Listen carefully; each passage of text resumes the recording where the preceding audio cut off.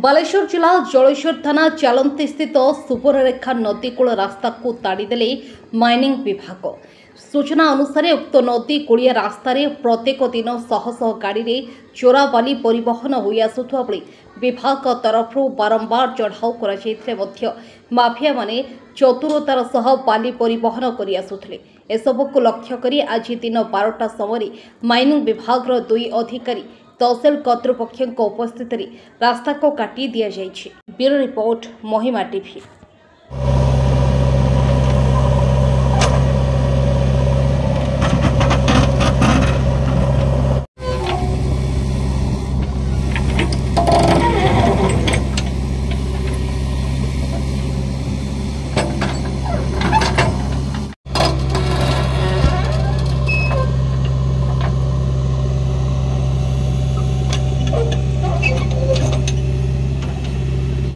Junior mining officer Jaleshwar.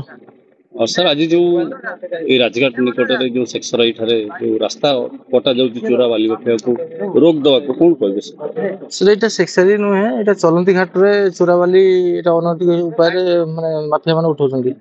हमर खबर जहाँ अच्छी आम आसला दिन गोटे 2 मास भितर ये घाट पूरा बंद होता।